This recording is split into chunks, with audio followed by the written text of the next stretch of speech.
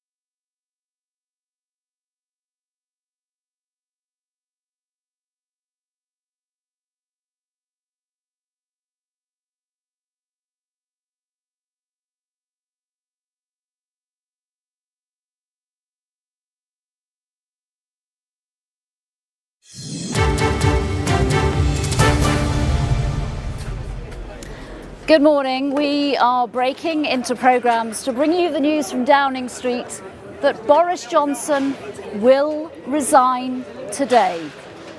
In the last few minutes, the Number 10 spokesman has confirmed the Prime Minister will make a statement to the country today. His authority has been draining away following dozens of ministerial resignations. This morning alone, 8 ministers have quit. That brings the total to 54 so far. That includes his Education Secretary, Michelle Dollian, who was only appointed 2 days ago. And in the last hour, his new Chancellor, Nadhim Zahawi, who was also appointed in the last couple of days, called on him to go.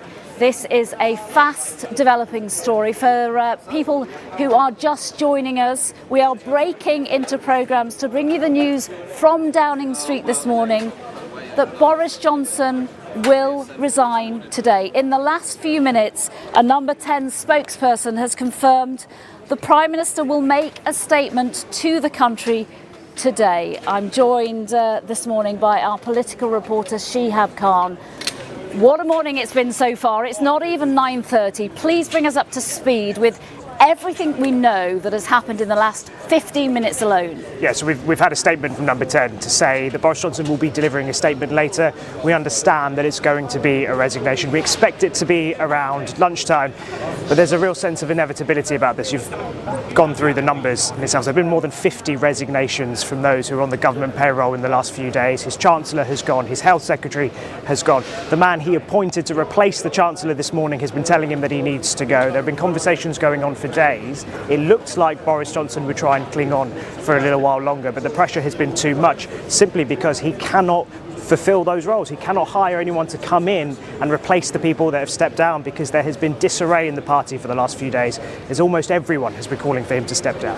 Yeah, you say a sense of inevitability, and I was here yesterday lunchtime and it felt like that was there then, and then of course we all went to bed and nothing had changed. So do you think it was that real kind of flood of resignations this morning? I think there was 4 in about 4 minutes at one point. It's difficult to tell at this point what exactly the final straw was. We know that the Prime Minister went and spoke to Sir Graham Brady this morning. He's the chair of the 1922 committee. That's the committee that represents Conservative backbenchers, where he told him he finally understood what the feeling within the party was and it was time for him to go.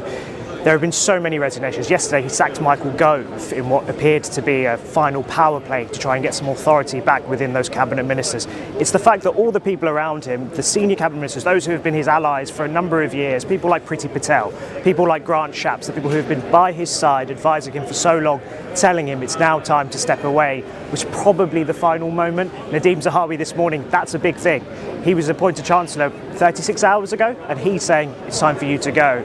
The writing's been on the wall for a couple of days. Yeah, I mean, if we just take a step back for a moment and if we talk about the fact that this new Chancellor was appointed a heartbeat ago, and the Education Secretary, and in the last half an hour, the two of them in these vitally important jobs, we're talking about a cost of living crisis that everyone watching this programme is facing.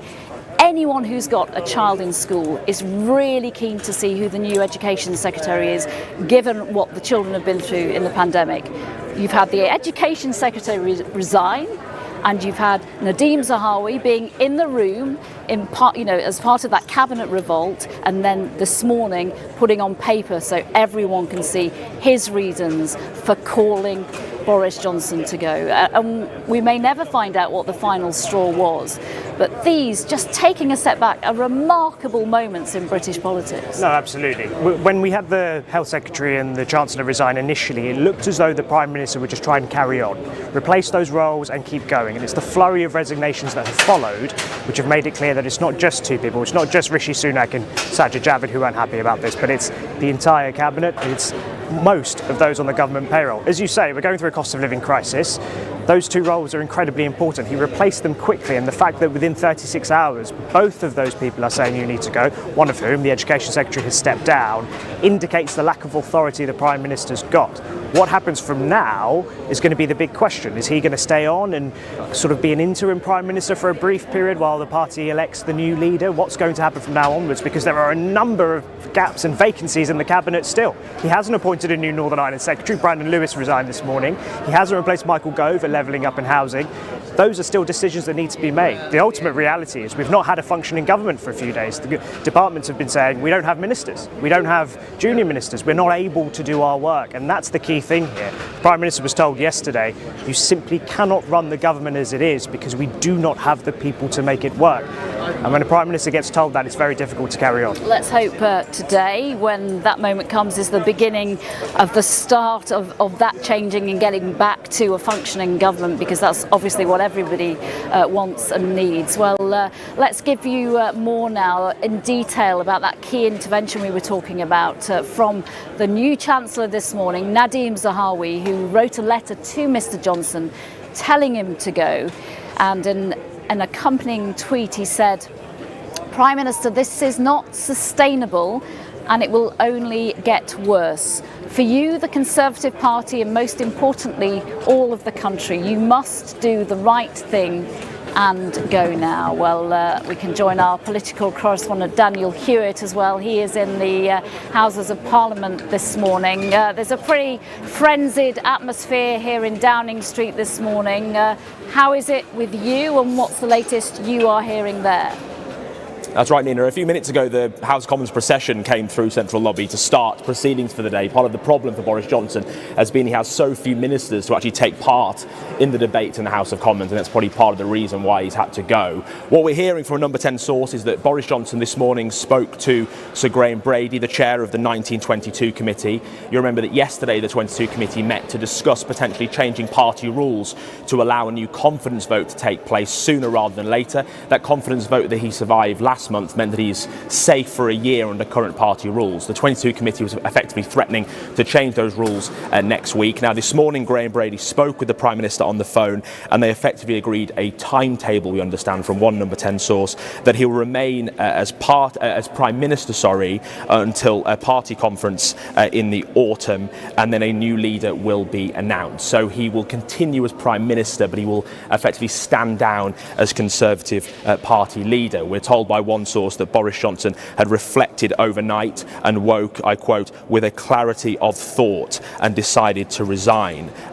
We also understand from one number 10 source that Boris Johnson will be speaking to the Ukrainian President Zelensky, to reassure him as well. It's quite important here to make the point. I know Shihab was talking about what we're not sure what happens now. To be clear, Boris Johnson will stay on as Prime Minister in Downing Street until a new Conservative Party leader is elected and announced. That process will take 2 or 3 months. That process will begin, I think, pretty quickly, but we expect to hear from Boris Johnson at some point today, but he will remain as Prime Minister but not as Conservative Party leader.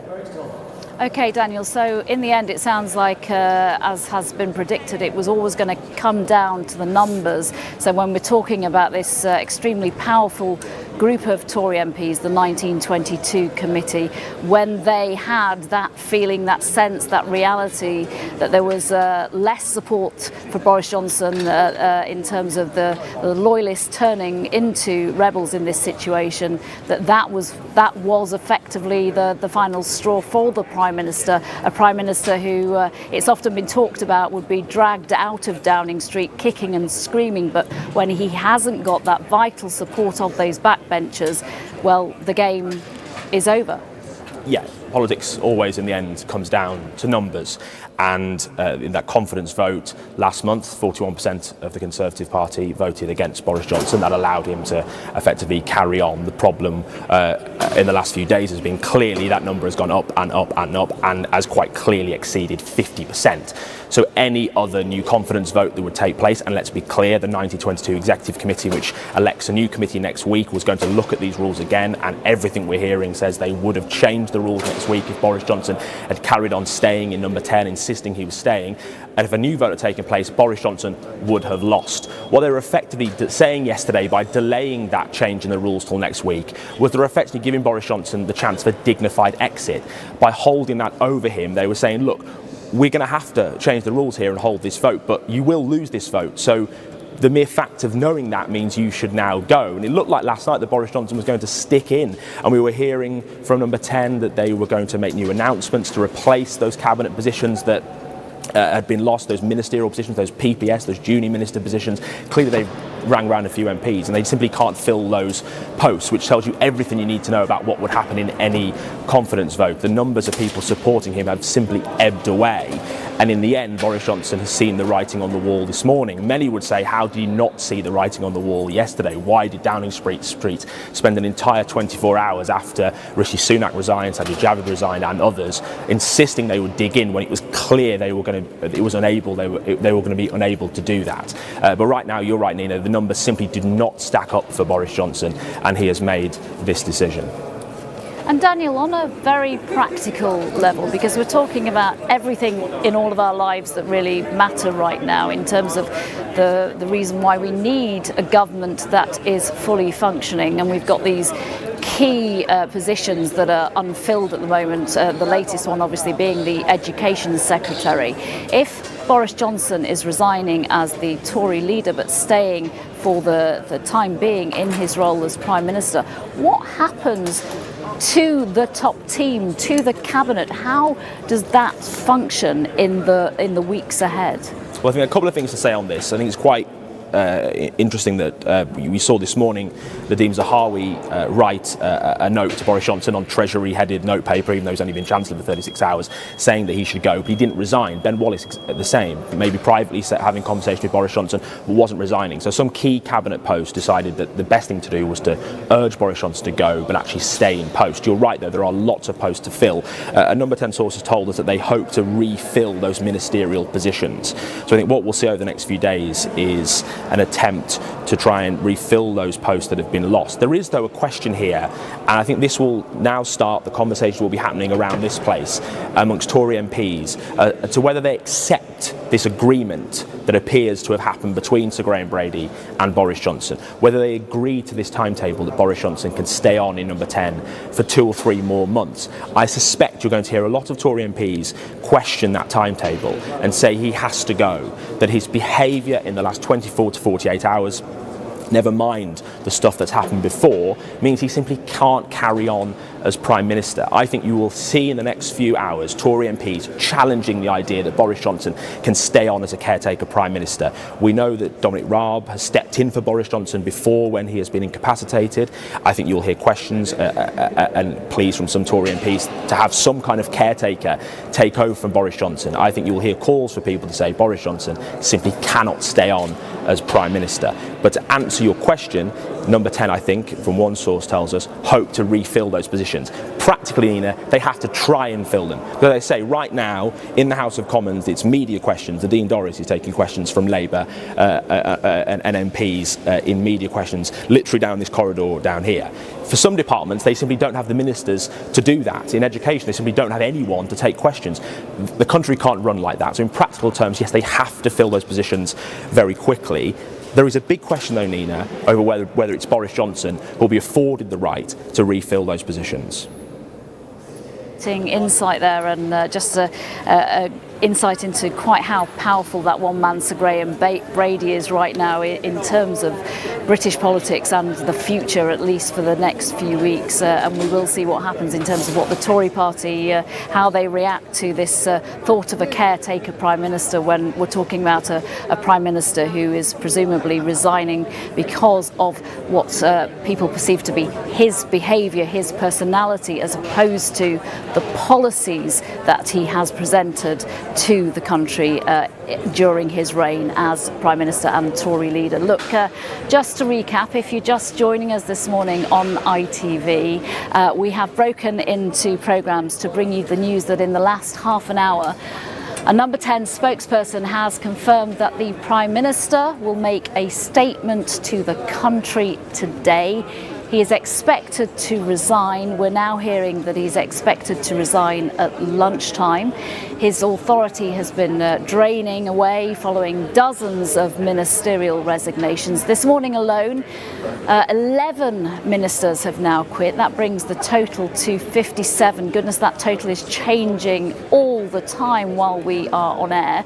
That includes his Education Secretary, Michelle Donnellan, who was only appointed 2 days ago. There was also key intervention from the new Chancellor this morning. Nadhim Zahawi wrote a letter to Mr. Johnson telling him to go, and in a tweet he said, Prime Minister, this is not sustainable and it will only get worse for you, for the Conservative Party, and most importantly for all the country. You must do the right thing and go now. Let's get the latest then from our political reporter, Shihab Khan. That key statement from Nadhim Zahawi.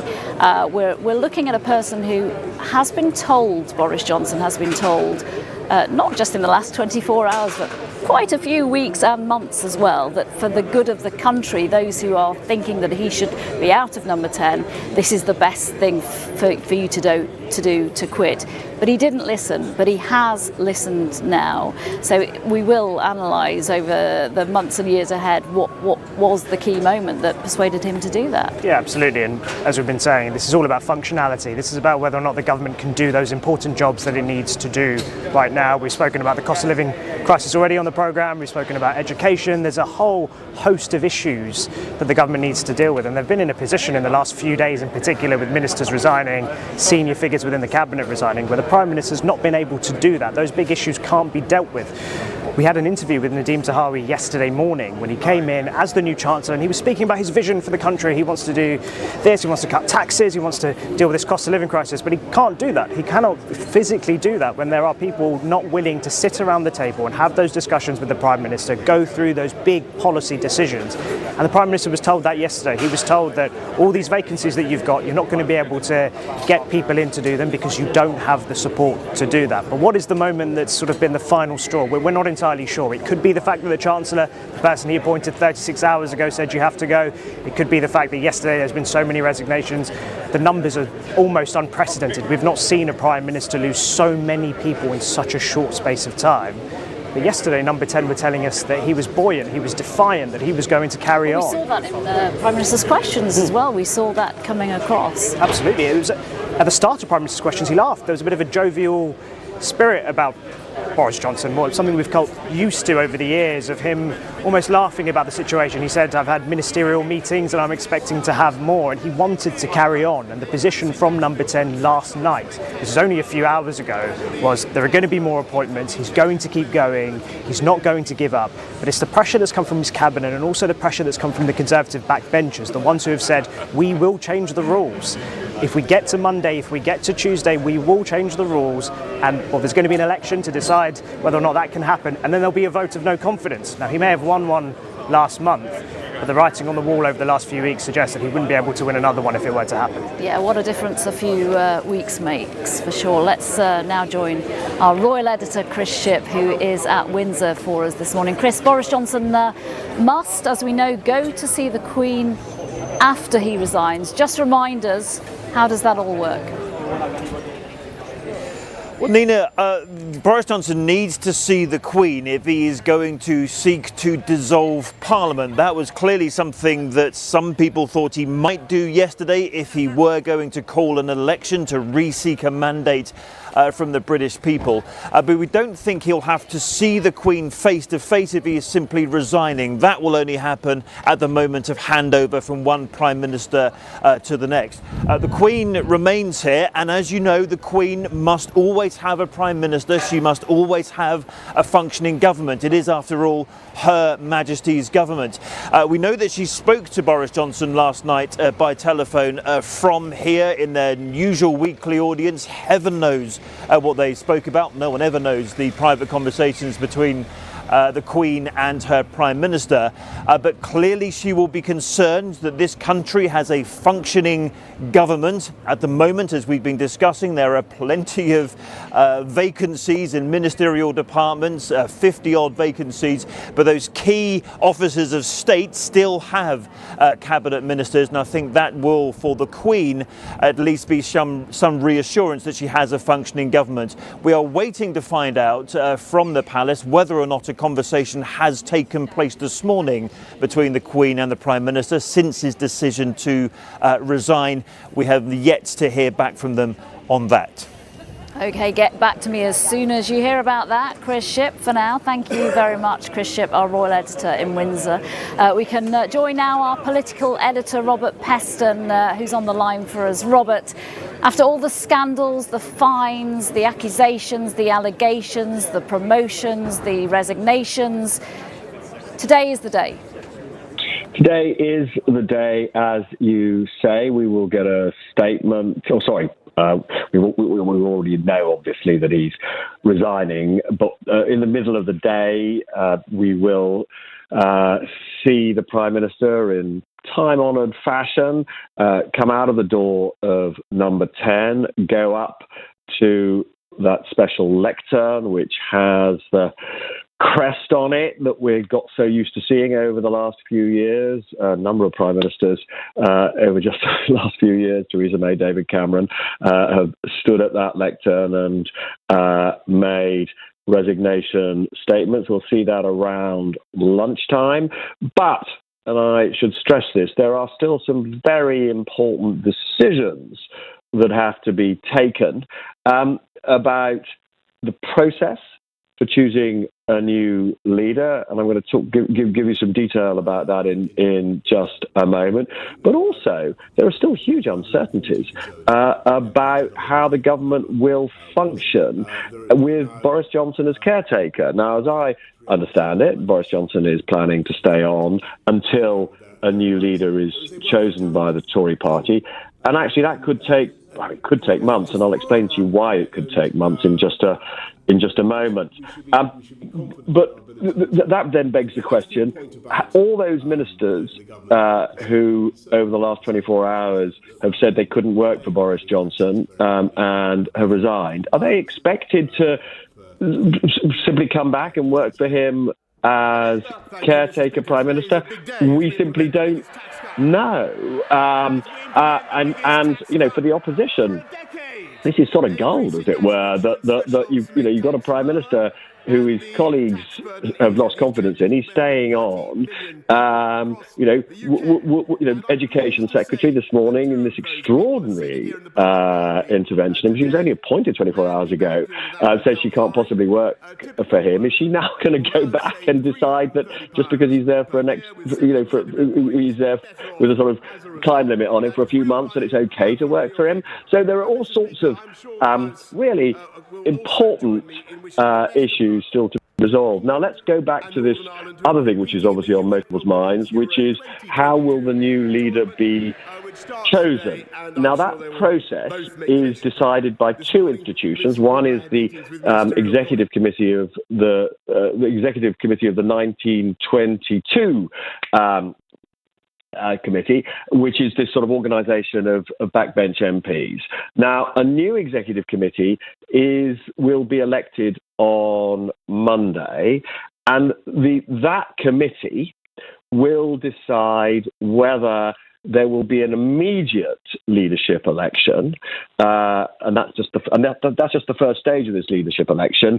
And that would mean, if it were immediate, that we would then have 2 weeks of candidates putting themselves forward to Tory MPs, and then there'd be a series Robert, of contests. I'm just going to interrupt you there. I do apologise. Yeah. We've just had some breaking news in just from the Labour leader, Sir Keir Starmer. I just want to bring our viewers that, if you will. So the Labour leader has reacted to the news that Boris Johnson is going to resign as party leader. Sir Keir Starmer said it was good news that Boris Johnson is resigning, but we don't need to change the Tory at the top.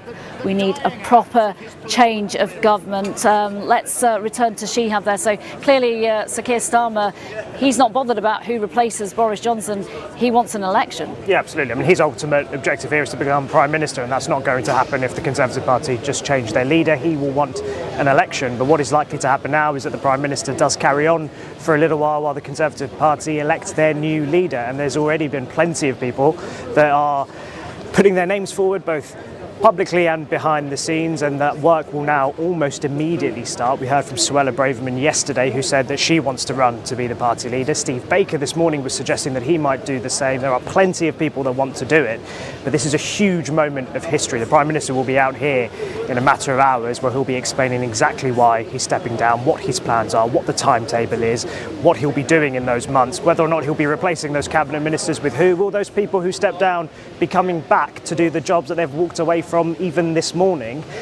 It's a very, very interesting time in British politics, and we'll have to wait and see what the next few hours say for us to really understand how this is going to work. Yeah, I think really it sounds like everything has changed this morning, but the chaos and the uncertainty is still continuing, with all those big question marks that both you and Robert was talking about. Well, for now, that is all from us from Downing Street, where the Prime Minister is expected to resign this lunchtime. It follows more than 50 ministerial resignations over the last couple of days. We're expecting a statement here at around 12:30. We will be back, of course, to bring you that statement live. This morning is coming up in a moment. But for now, from all of us